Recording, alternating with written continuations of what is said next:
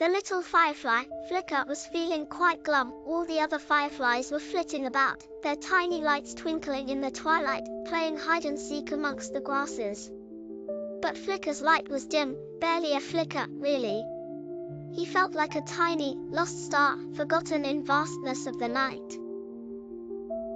He tried his best to brighten his light, rubbing his glowing parts together, but it was no use.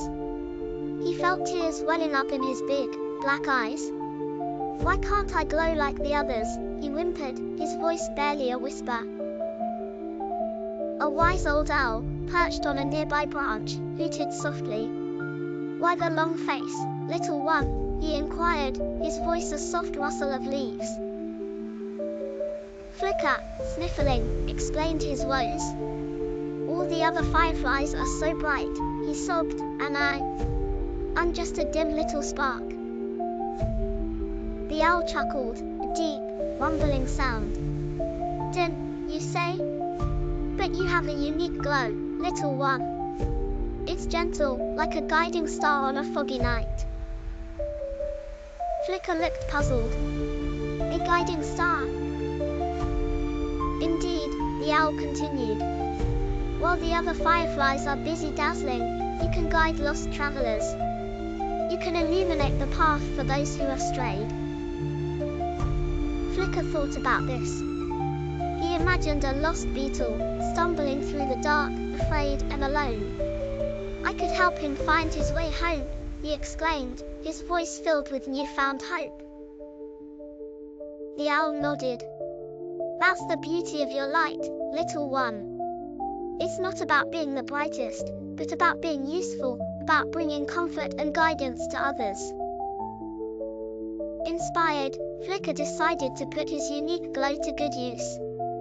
He flew low to the ground, searching for any creature in need.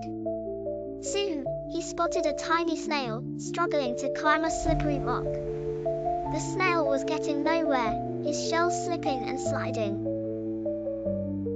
Flicker hovered near the snail, his dim light casting a gentle glow on the path. The snail, seeing the light, felt a surge of hope.